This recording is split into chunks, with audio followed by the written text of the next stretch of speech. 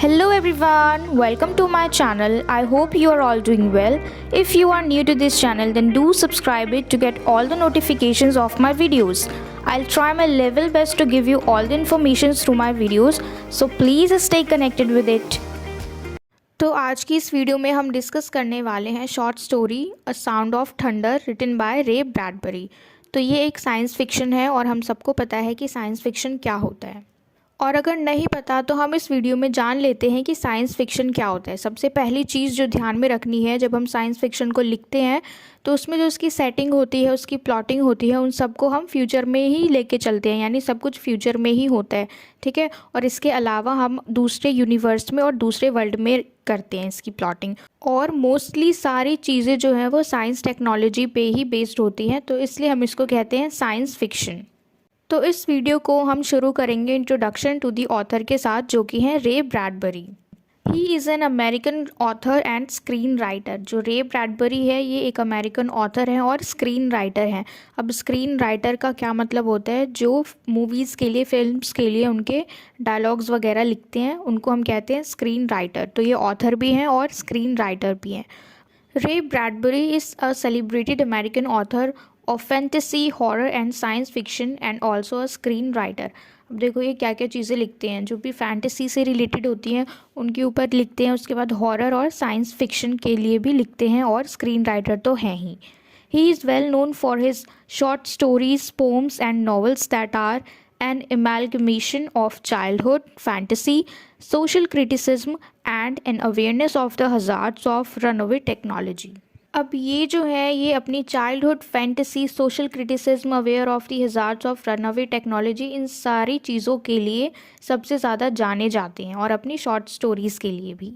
He won the Pulitzer in 2007 for his prolific work as a short story writer। अब इन्होंने award भी जीता, Pulitzer नाम है इस अवार्ड का। अब ये किस लिए मिलता है ये अवार्ड? जो भी अचीवमेंट्स होती हैं न्यूज़पेपर, मैगज़ीन, ऑनलाइन जर्नलिज्म, इन सब चीज़ों में, इसलिए इनको पुलित्ज़र अवार्ड मिला 2007 में इनकी शॉर्ट स्टोरीज़ के लिए। Some of his acclaimed works are Fahrenheit 451, The Martin Chronicles and the illustrated man. अब इनके कुछ जाने माने वर्क्स हैं, कौन कौन से? फ़ारेनहाइट 451 और the Martin chronicles and the illustrated man. ये तीनों नाम जो हैं ये इनके बुक के नाम हैं जो इन्होंने लिखे हैं, ठीक है। Fahrenheit 451 was adapted into a film in 1966 and was nominated for several awards. अब इनकी जो बुक थी फ़ारेनहाइट 451, इनके ऊपर, इसी बुक के ऊपर, इसी कहानी के ऊपर एक मूवी भी बनी थी, और जो कि कई सारे अवार्ड्स के लिए नॉमिनेटेड भी की गई थी। Around 20 of his short stories have been adapted to films. अब इनकी शॉर्ट स्टोरी 20 के आसपास, ठीक है, 20 शॉर्ट स्टोरीज़ इनकी ऐसी थी जिनके ऊपर मूवीज़ भी बनाई गई हैं।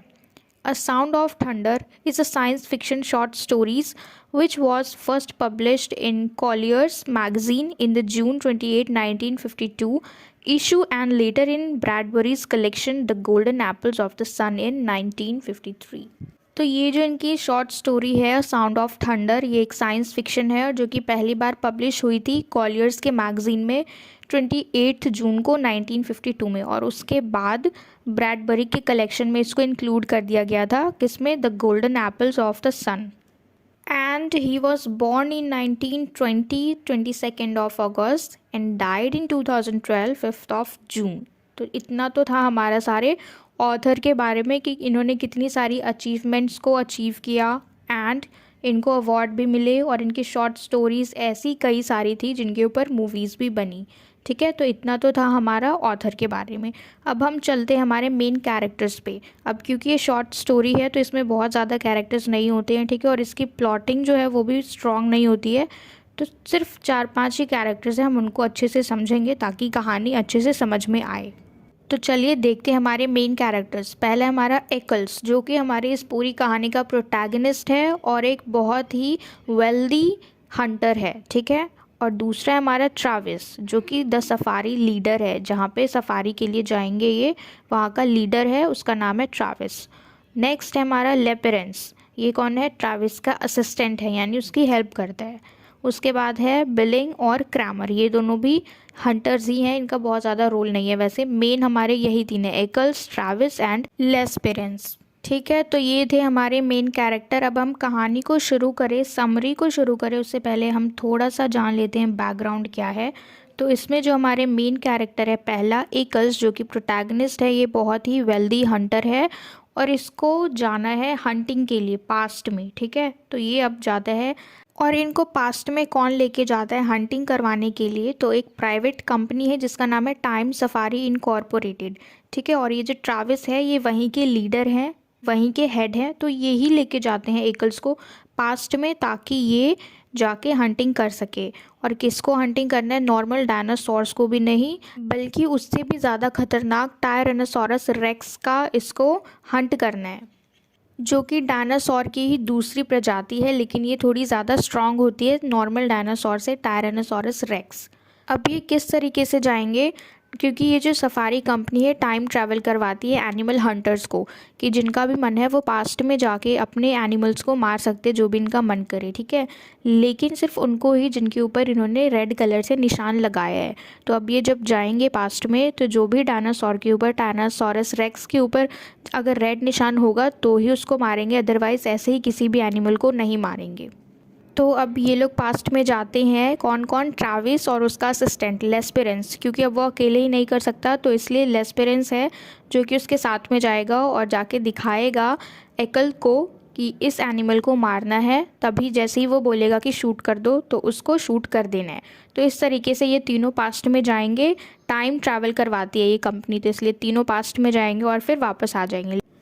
पर वहाँ पे एकल जो है कुछ मिस्टेक कर देता है जिसकी वजह से उनका प्रेजेंट ख़राब होने के चांसेस होते हैं। ठीक है, अब वो क्या मिस्टेक करता है, बड़ी मिस्टेक करता है, छोटी मिस्टेक करता है, वो हम अभी देखेंगे। ठीक है, तो फाइनली जो इस पूरी स्टोरी में दो नैरेटिव हैं। पहला जहाँ पे इलेक्शन चल रहा है, ठीक है, दो पार्टीज़ के बीच, एक डेमोक्रेटिक है और दूसरा डिक्टेटर है। तो इन दोनों के बीच में इलेक्शन चल रहा है, अब ये नहीं पता कि कौन जीतेगा। और दूसरी तरफ हमारा ये सफारी वाला सीन चल रहा है जो कि टाइम ट्रैवल के थ्रू पास्ट में गए और वहाँ पे हंटिंग करवा रहे हैं। तो चलिए अब हम शुरू करते हैं डिटेल समरी को। अ sound of thunder is set in the year 2055 when time travel has become a practical reality and the company Time Safari Incorporated offers wealthy hunters a chance to go back in the time where they can hurt any species including the extinct dinosaurs। अब क्योंकि ये science fiction है तो हमने पहले ही जान लिया कि साइंस फिक्शन में हमारी पूरी सेटिंग फ्यूचर में होती है। तो यहाँ पे ये जो साउंड ऑफ थंडर है इस कहानी की सेटिंग हमने कब की रखी है? 2055 की, यानी फ्यूचर में रखी है। तो यहाँ पे एक कंपनी है जिसका नाम है टाइम सफारी इनकॉर्पोरेटेड। अब ये क्या करती है? जो भी वेल्दी हंटर्स होते हैं उनको चांस देती है कि वो पास्ट में जाए और वहाँ पे जाके जो भी एनिमल्स हैं उनका वो हंटिंग कर सकते हैं, उनका शिकार कर सकते हैं, सारे एनिमल्स। और कौन कौन से जो लुप्त हो चुके हैं, जो लुप्त यानी जो डायनासोर्स गायब हो चुके हैं, उनका भी वो वहाँ पे हंटिंग कर सकते हैं। A hunter named Eccles pays $10,000 to be taken back to 66 million years ago on a guided safari to hunt a Tyrannosaurus Rex। अब एक हंटर है जिसका नाम है एकल्स, ये क्या करता है? $10,000 पे करता है, किस लिए? ताकि वो 66 मिलियन ईयर अगो यानी 66 मिलियन साल पहले जाए। किसके लिए? टायरानोसोरस रेक्स को मारने के लिए। Although he is excited about the whole adventure, he is also concerned about his own safety। अब देखो ये excited तो बहुत है पास्ट में जाने के लिए, हंटिंग करने के लिए, लेकिन साथ ही साथ इसको चिंता भी हो रही है इसकी खुद की सेफ्टी के लिए, क्योंकि ये जो कंपनी है टाइम सफारी जो टाइम ट्रैवल में पास्ट में लेके जाती है लोगों को, ये कंपनी गारंटी नहीं देती है कि आप वापस वहाँ से ज़िंदा भी आएंगे या नहीं आएंगे। मतलब आपकी सेफ्टी के लिए कुछ भी गारंटी नहीं लेती है। The company official warns Eccles and gives him a few instructions on how to carry himself throughout the adventure into the past। अब ये जो कंपनी है वो अच्छे से वार्न कर देती है किसको? एकल को सारे इंस्ट्रक्शन समझा देती है, सारे रूल बता देती है कि किस तरीके से उसको ज़मीन पे नहीं उतरना है। जो भी वो लेके जाएंगे उनका व्हीकल जो होगा वो एंटी ग्रेविटेशनल होगा, यानी जिसमें वो जाएंगे वो एंटी ग्रेविटी मशीन होगी, जिसमें एंटी ग्रेविटी का मतलब है कि वो धरती पे टच नहीं होगी, उसके सिर्फ ऊपर ऊपर ही चलेगी और उसको नीचे नहीं उतरना है, यानी ज़मीन पे पाँव नहीं रखना है, उसी के अंदर बैठे रहना है। तो इस तरीके से कुछ इंस्ट्रक्शंस ये कंपनी उसको बताती है और ये भी बताती है कि किस तरीके से अपने आप को आराम से रखना है जब वो पास्ट में जाएगा। The company official tells him that they guarantee neither the safety nor the return of the passenger। और वो अच्छे से क्लियर कर देते हैं इस बात को कि वो इस बात की कोई गारंटी नहीं लेते हैं कि वो सेफली वापस आएंगे या नहीं, या फिर जो पैसेंजर जा रहे हैं वो ज़िंदा वापस आएंगे या नहीं। मतलब वो कोई गारंटी नहीं लेते हैं, जो भी जाएगा वो अपनी ही रिस्पॉन्सिबिलिटी पे जाएगा। This is in a way foreshadows the predicament that Eccles find himself in at the end of the story। अब ये सारी बातें पहले से ही बता दी गई हैं किसको, एकल्स को, और ये सारी स्थिति जो भी परिस्थिति में पड़ा है वो उसको at the end of the story सब कुछ समझ में आ जाएगा, ठीक है, क्योंकि सब कुछ रिस्पॉन्सिबिलिटी उसके खुद के हाथों में ही है। The official also tells Eccles and the other two hunters to follow the instructions of Mr. Travis strictly throughout their expedition and not shoot without his nod। अब यहाँ पे एकल्स को और उसके साथ जो दो हंटर्स होते हैं, कौन, बिलिंग्स और क्रैमर, इन सबको ये बात स्ट्रिक्टली बता दी जाती है कि किस तरीके से अपने आप से ही किसी भी एनिमल को शूट नहीं कर देना है। जैसे ही वो नॉड करेंगे यानी सिर हिलाएंगे कि हाँ इस एनिमल को शूट करना है, तभी वो शूट करेंगे, अदरवाइज़ कुछ भी नहीं करना है। While waiting for the departure, Eccles takes an opportunity to discuss the recent presidential elections with the man behind the desk। जब ये लोग निकलने ही वाले होते हैं तब इसको थोड़ा सा मौका मिलता है और ये अपने पीछे बैठे लोगों से बात करने की कोशिश करता है कि अभी जो रिसेंट में उनका प्रेसिडेंशियल इलेक्शन चल रहा है उसके बारे में कुछ बातें करता है। In the small talk with him he is very happy with the victory of Keith and defeat of Dusher who is a fascist and a potential dictator. जब एकल्स की बात होती है उनसे तो वो खुश हो जाता है, क्यों, क्योंकि उसको पता लग गया है किसके बारे में, जीत के बारे में, कीथ के जीत के बारे में, और ड्यूशर जो है वो हार गया। कीथ जो है वो एक डेमोक्रेटिक पार्टी का लीडर है और ड्यूशर जो है ये एक डिक्टेटर है, यानी फैसिस्ट है, जो हम बोलते हैं ना तानाशाह। तो इसलिए कीथ जो है वो जीत गया, इसलिए वो खुश है, क्योंकि अगर ड्यूशर जीतता तो वो आने वाले टाइम में पूरे अमेरिका को पोटेंशियल डिक्टेटर बना देता, यानी पूरा तानाशाह बना देता।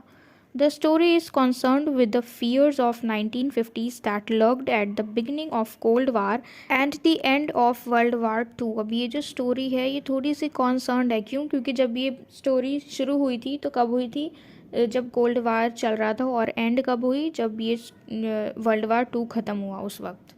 Bradbury is successfully able to create a futuristic and new America which is far removed from the colonial past but is still threatened by fascists like the presidential candidate Dusher। Bradbury successful able हो गए हैं create करने के लिए कैसे America को, जो कि बहुत अच्छा है और कलोनियल पास्ट जो है उससे बहुत ही दूर है, लेकिन अभी भी वहाँ पे एक चीज़ बनी हुई है, एक डर बना हुआ है किस चीज़ का, फैसिस्ट का।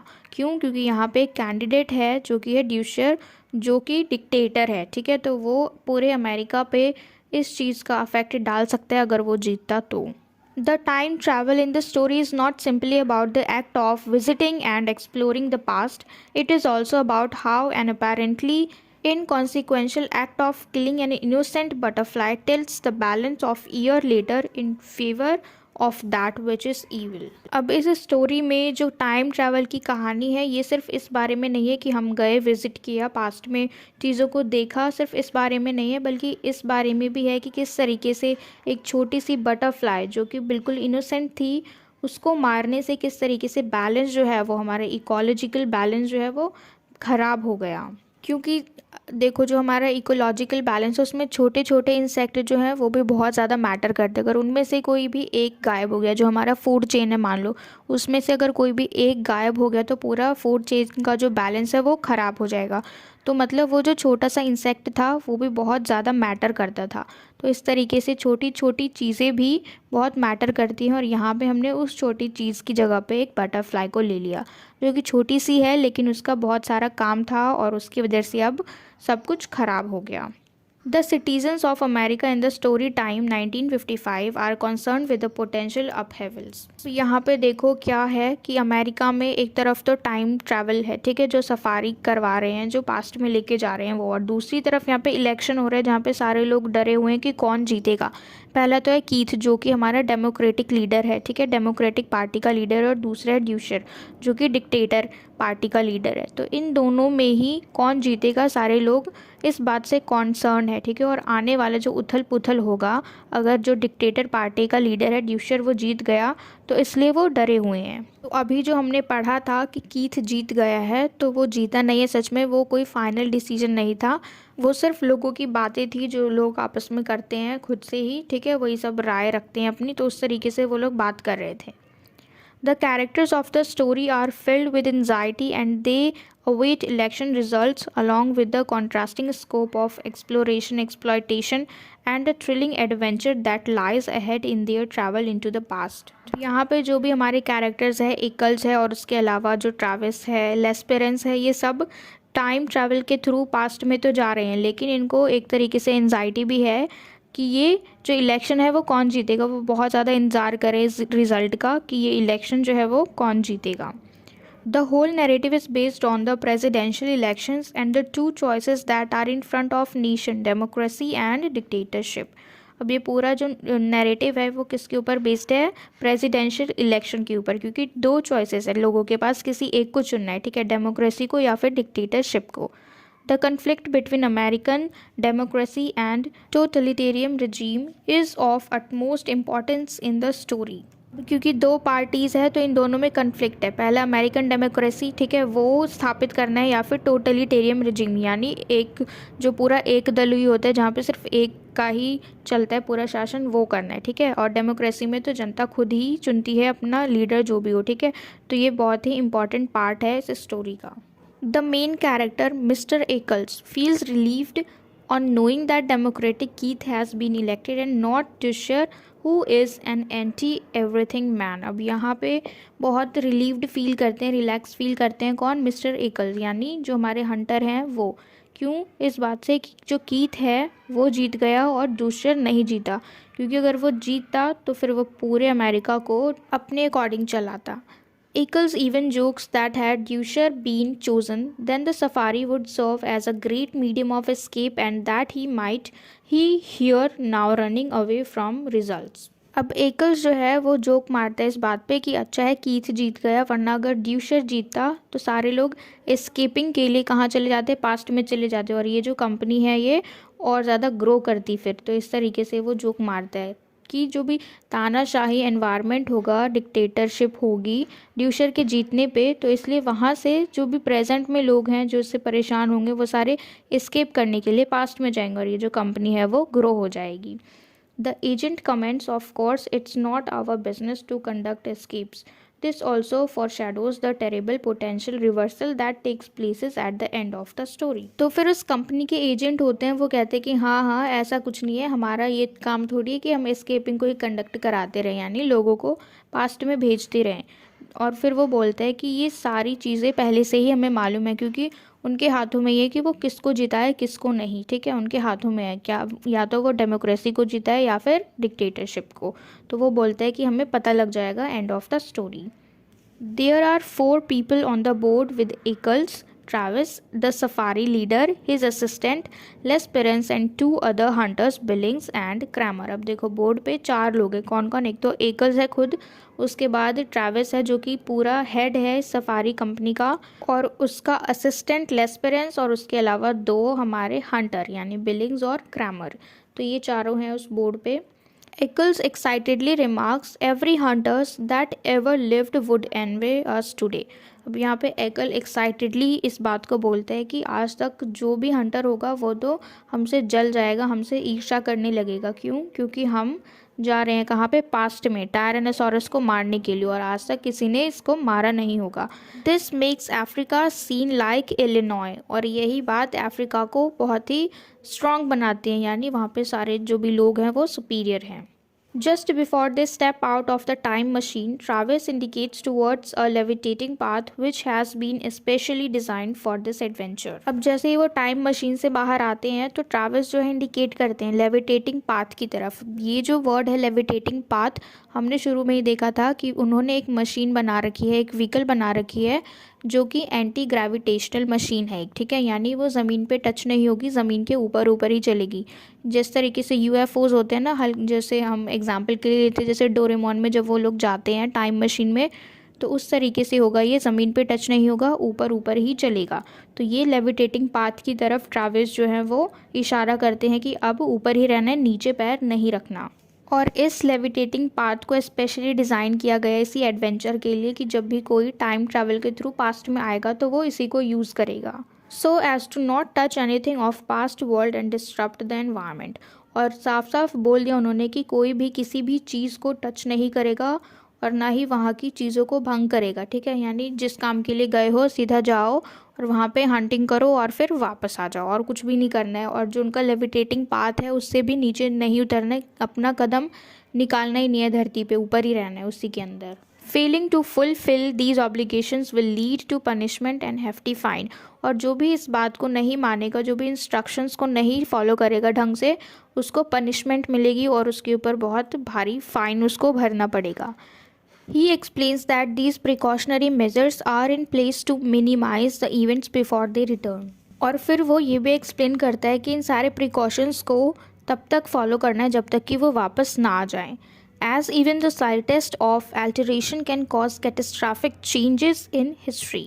क्योंकि छोटे छोटे चेंजेस, छोटे छोटे जो परिवर्तन होते हैं, अल्टरेशन होते हैं, उनकी वजह से अगर वो चेंज हो गए, अगर वो मिस हो गए, अगर कहीं पे भी कुछ गलती हो गई तो उसकी वजह से कैटास्ट्रॉफिक चेंजेस भी आ सकते हैं हिस्ट्री में। He elucidates this further by giving an example of how the killing of even a small living organism might disrupt the food chain. तो वो इस बात को और अच्छे से क्लियर करते हैं एक एग्जाम्पल देके, जिस तरीके से फूड चेन में से अगर हम किसी भी एक एनिमल को रिमूव कर दें तो कैसे वो जो फूड चेन है वो पूरा ख़राब हो जाएगा, बिखर जाएगा। तो यहाँ पे वो एग्जाम्पल के थ्रू समझा रहे हैं कि जब अगर एक एनिमल को हम हटा देंगे फूड चेन में से तो वो सारा जो फूड चेन है वो डिस्टर्ब हो जाएगा, भंग हो जाएगा, further hindering the procreation of different species and even the conception of whole humankind। और उसके बाद वो बताते हैं कि आगे जाके फिर ऐसे में अगर फूड चेन ही ख़राब हो गया तो फिर जो भी होगा वो अलग अलग स्पीशीज़ पे तो इम्पैक्ट पड़ेगा ही, उसके साथ साथ ह्यूमन काइंड पे भी उसका इम्पैक्ट पड़ेगा। The stomp of your foot on one mouse could start an earthquake, the effects of which could shake our earth and destinies down through time to their very foundation। और वो साथ ही साथ ये भी बताते हैं कि अगर तुम्हारे पैर से कोई भी एक माउस अगर कुचल गया तो वो एक माउस के कुचलने से पूरा जो अर्थ है उसमें भूकंप आ जाएगा, हमारा जो अर्थ है उसमें भूकंप आ जाएगा। अब रीज़न क्या है कि ये तो सिर्फ छोटा सा हमने माउस को ही कुचल दिया, माउस हमारे पैर के नीचे आ गया, ठीक है, लेकिन उसकी वजह से क्या हुआ, इतना बड़ा भूकंप आ गया, हमारा पूरा धरती जो है वो हिल गया। He also informs the hunters that his assistant had already marked their prey with red।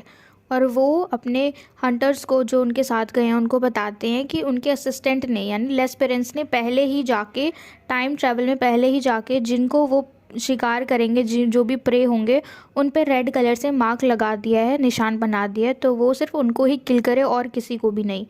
Those beasts who would have died within minutes anyway and whose death would cause minimal effect on the future। अब यहाँ पे जो बात समझने की है वो ये है कि उन्होंने किस एनिमल के ऊपर रेड कलर से मार्क बनाया है जो कि कुछ टाइम बाद मरने वाले हैं, खुद से उनकी डेथ हो जाने वाले कुछ मिनट बाद ही, यानी और अगर वो मर भी जाएंगे, अगर उनको कोई किल करेगा तो उनका जो मरने का जो भी इम्पैक्ट होगा वो फ्यूचर पे नहीं असर करेगा, ठीक है।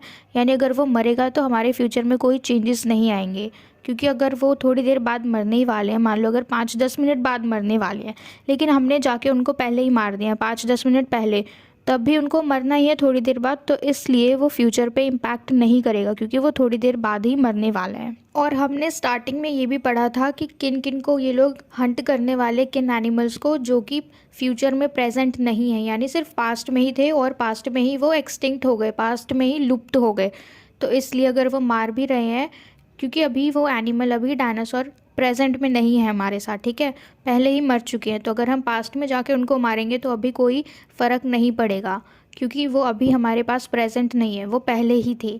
अगर वो अभी होते, मान लो फॉर एग्जांपल के लिए अज्यूम करो कि अगर हमारे पास अभी डायनासोर होते और हम पास्ट में जाके डायनासोर को मार देते, तो यहाँ पे इम्पैक्ट होता कि पास्ट में हमने मार दिया तो अभी हमारे पास वो नहीं है, ठीक है, लेकिन हमारे पास अगर प्रेजेंट में ही नहीं है तो अगर हम उनको पास्ट में जाके मारेंगे तो हमारे प्रेजेंट पे कोई असर नहीं होगा क्योंकि वो अभी हमारे साथ प्रेजेंट में एग्जिस्ट नहीं करते हैं, तो इसलिए कोई असर नहीं होगा अगर हम उसको पास्ट में जाके मार देंगे तब भी। It is obvious that the company has complete control over the conditions of safari, which in fact is their hubris।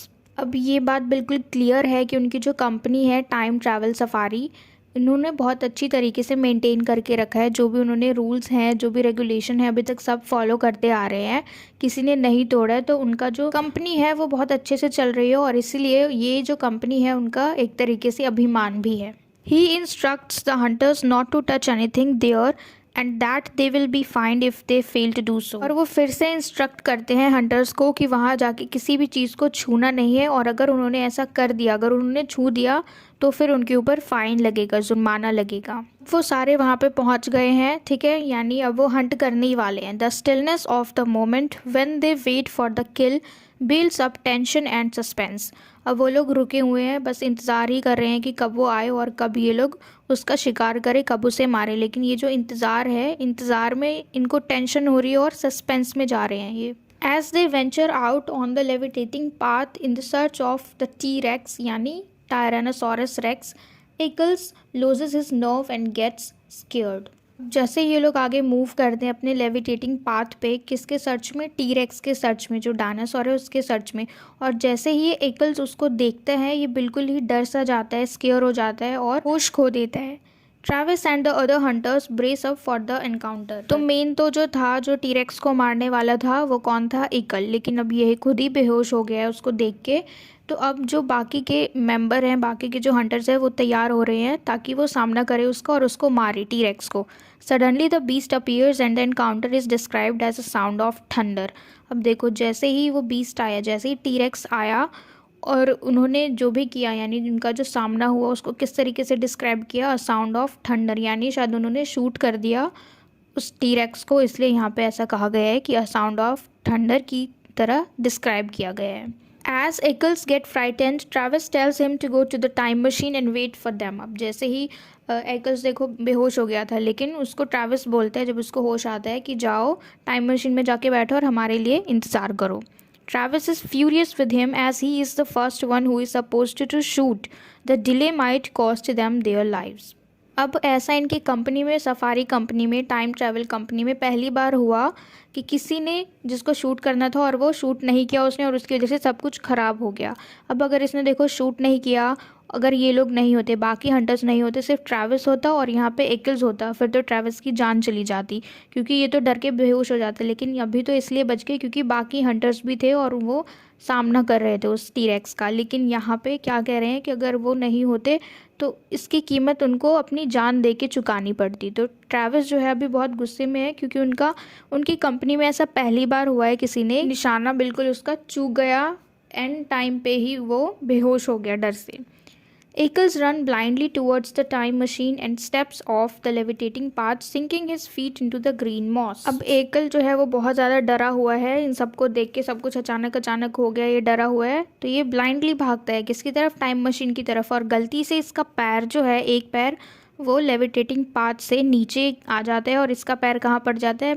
Green moss पे, यानी नीचे जो ग्रीन कलर की काई है, पूरा जो ग्रीन कलर का ज़मीन है, घास वगैरह है, उसके ऊपर इसका पैर चला जाता है, जिसके लिए बिल्कुल मनाही थी क्योंकि शुरू में ही बोल दिया था लेविटेटिंग पाथ से निकलना नहीं है बाहर, ज़मीन पे पैर नहीं रखने। लेकिन इसका पैर तो पड़ गया गलती से ज़मीन पे।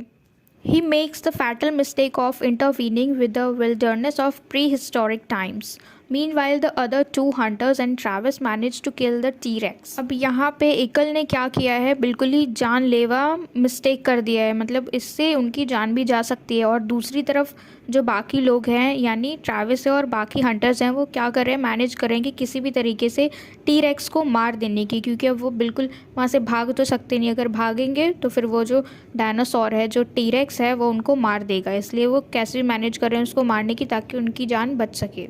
As it falls down like a stone idol, like a mountain avalanche, the whole picture looks gruesome. जब ये बड़ा सा विशाल सा टायरानोसॉरस जो है, जब वो मरा तो वो किस तरीके का लग रहा था देखने में? जैसे कि कोई बड़ी सी मूर्ति हो जो नीचे गिर गई हो, इतनी तेज़ आवाज़ आई, ऐसा लग रहा था कोई माउंटेन है, जैसे कोई बर्फ़ का पहाड़ नीचे गिर गया हो। पूरा जो सीन था वो बहुत ही ज़्यादा भयानक था, डरावना सा था, gruesome. The hunters cannot even take any souvenir of the hunt with them.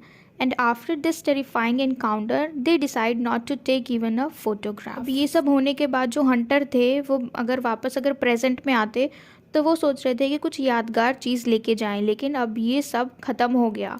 बल्कि अब जब इनका एनकाउंटर हुआ, जो सामना हुआ टायरानोसॉरस के साथ, अब वो डिसाइड कर रहे हैं कि अब वो एक फ़ोटो भी नहीं लेंगे। Soon after that, the three falls on the dinosaur, which is actually how it had died all those years ago. उसके बाद ये तीनों नीचे आए डायनासोर की बॉडी पे जब वो मरा हुआ था, और ऐसा लग रहा था कि जैसे सच में ही वो इस तरीके से मरा हुआ है बहुत पहले से। Travis is utterly furious with Eccles when he sees mud on his boots and threatens to leave him in the past, and as a punishment orders him to remove the bullets from the body of the dinosaur. Travis बहुत ज़्यादा गुस्सा है एकल से, और इसके shoes पे, उसके बूट्स पे जो भी उसने पहना हुआ है उसके ऊपर बहुत ज़्यादा मिट्टी लगी हुई है, क्योंकि उसका पैर जो है वो लेविटेटिंग पाथ से नीचे उतर गया था जब वो भाग रहा था घबराहट से। ठीक है, तो उसके पैरों में बहुत ज़्यादा मिट्टी लगी हुई है, पूरा कीचड़ लगा हुआ है, और उसको धमकी दे रहे थे एकल को ट्रैविस कि उसको पास्ट में ही छोड़ देंगे, लेके नहीं जाएंगे। और फिर उसको पनिशमेंट दी, क्योंकि उसने सारे रूल तोड़ दिए, उसने ध्यान नहीं दिया, तो इसलिए उसको पनिशमेंट दी कि जो डायनासोर है, मरा हुआ डायनासोर है, उसके बॉडी में से वो बुलेट्स निकाले। They have no clue as yet about the extent of harm Eccles' reckless action has caused to the future, that is the present where they are from. अब वहाँ पे जो ये लोग पास्ट में गए हैं, वहाँ के जगह के बारे में इनको कुछ भी नहीं पता, और एकल्स ने लापरवाही जो करी है अपने एक्शन में, किस तरीके से इतना डर गया और फिर अपना पैर जो है उसने ज़मीन पे डाल दिया। अब ये सारी छोटी छोटी चीज़ें उनके फ्यूचर पे इम्पैक्ट करेंगी, जो कि प्रेजेंट में है, यानी जहाँ से वो लोग आए हैं। क्योंकि देखो वो पास्ट में है, जो भी आगे की चीज़ होगी वो लोग उसको फ्यूचर बोलेंगे, लेकिन वो लोग अपने प्रेजेंट से आए हैं, तो उनके लिए वो प्रेजेंट ही है जहाँ पे वो हैं। ठीक है, तो वो तो जहाँ से आए हैं वो था प्रेजेंट, अब वो लोग गए हैं पास्ट में। अब पास्ट में आगे की बात करेंगे तो वो फ्यूचर बोलेंगे जहाँ से आए हैं, तो उनके लिए सिंपल होगा वो present. Eccles returns after removing the bullets with great difficulty and faints. उसके बाद एकल वापस आता है बुलेट्स को निकाल के बहुत डिफ़िकल्टी के साथ, क्योंकि वो डायनासोर है, उसका शरीर इतना बड़ा है, विशाल है, और फिर उसकी जो चमड़ी होगी वो भी बहुत टाइट होगी, सख्त होगी, तो इसलिए बहुत डिफ़िकल्टी के बाद वो बुलेट्स निकाल के ले आए, यानी उसको जो पनिशमेंट मिली थी वो पूरी हो गई। As they return to the present 2055, they immediately feel the change. अब जैसे ही वो प्रेजेंट में गए, यानी 2055 ईयर में गए, तो उन्होंने कुछ चेंज फील किया। Travis notices some change and checks with the man behind the desk if everything is alright. Travis भी अब कुछ चेंजेस को नोटिस करते हैं और फिर चेक करते हैं पीछे वाले इंसान से, जो भी पीछे डेस्क पे बैठा है, कि सब कुछ ठीक है या नहीं। There is a strange smell filling their nostrils. अब उन सबको वहाँ पे एक अजीब सी स्मेल आ रही है।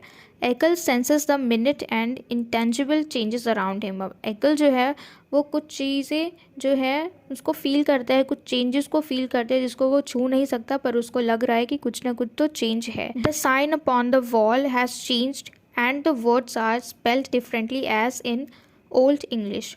अब कुछ चीज़ जो वो नोटिस कर रहा है वो क्या है कि कुछ साइन है जो कि वॉल के ऊपर है, और उनके ऊपर जो भी चीज़ें लिखी हुई हैं वो सब ओल्ड इंग्लिश में लिखी हुई हैं।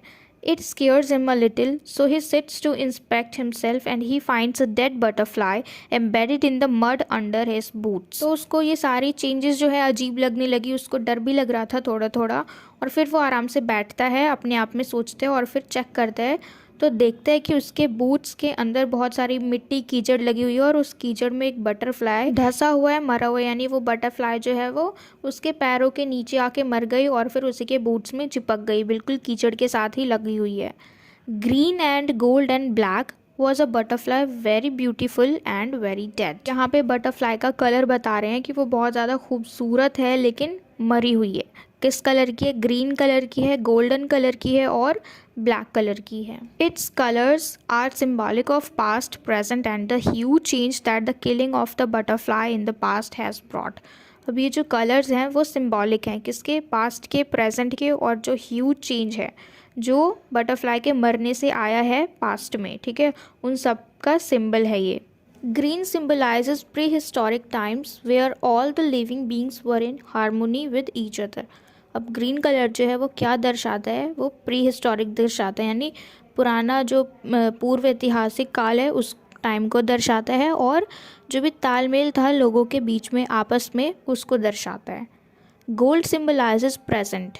2055 when the civilization has developed and America's president is Keith. और गोल्ड कलर जो है वो प्रेजेंट को दर्शाता है, हमारी जो सिविलाइजेशन है प्रेजेंट यानी उस टाइम में 2055 ईयर को दर्शाता है, जिसकी सिविलाइजेशन जो है वो डेवलप हो गई है और वहाँ का प्रेसिडेंट कौन है, Keith.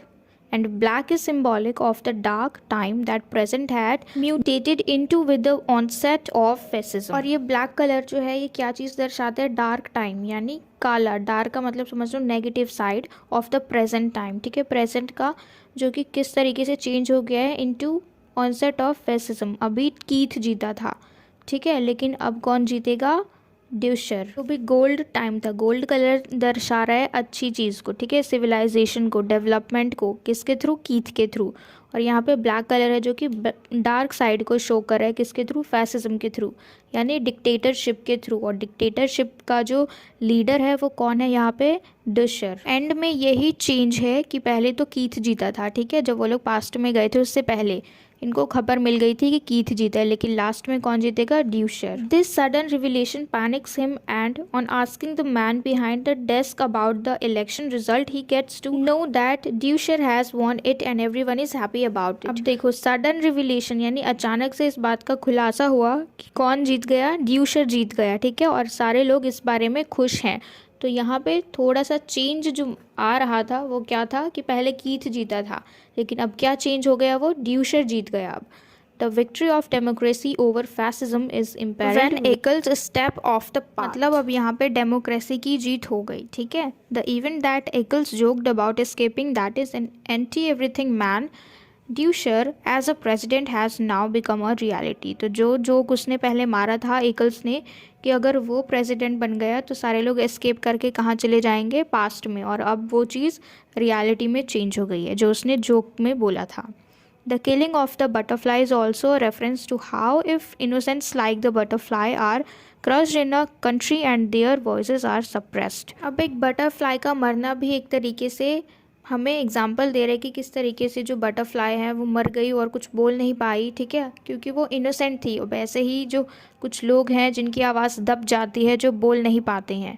The whole nation might be doomed with dictatorship. और पूरी जो नेशन है, पूरा जो अमेरिका है वो बिल्कुल उदास हो सकता है इस डिक्टेटरशिप की वजह से। The idea is to also learn from the history and not repeat the mistakes of the past as it will always result in disastrous consequences. अब देखो अब क्या है कि हमें जो भी चीज़ पहले हमने कर दी, जो पास्ट में चली गई है, उस सारी गलतियों को जो हमने पहले की उसको रिपीट नहीं करना है, क्योंकि एज अ रिज़ल्ट अगर हम देखें तो उन गलतियों के ऊपर ही जो हमारे रिज़ल्ट हैं वो बेस्ड है। तो उनके अकॉर्डिंग ही जो हमारे रिज़ल्ट है, कॉन्सिक्वेंसेस है, उसके अकॉर्डिंग ही आएंगे। अगर अच्छा है तो अच्छा, बुरा है तो बुरा। तो इसलिए मिस्टेक जो है पास्ट में, उसको पास्ट में ही रहने देने, दोबारा से नहीं करना उस मिस्टेक को। Democracy might offer us the power to exercise over will and raise our voice, but if either the will is misused or the voice of the commons is subdued, then the consequences will be catastrophic, just the way it happens in the story। देखो जो democracy है वो हमें सारे अधिकार देती है कि हम अपने मनपसंद के लीडर को चुने, अपनी आवाज़ उठाएं, लेकिन अगर हम इन अधिकारों का मिस यूज़ करें तो उसके जो कॉन्सिक्वेंसेज हैं वो गलत ही आएंगे। When Eccles realizes that his grave mistake has changed the whole course of the present, he pleads with Travis to take him back into the past and enable him to undo everything।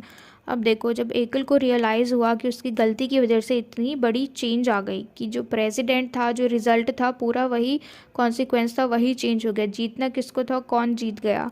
तो जब उसको realise हुआ कि उसकी छोटी सी गलती की वजह से इतना सब कुछ चेंज हो गया, तो ये ट्रैविस के पास जाता है और उससे विनती करता है कि वो उसको वापस से टाइम में भेजे ताकि वो सब कुछ अनडू कर सके, सब कुछ पहले जैसा कर सके। But what is done is irreversible.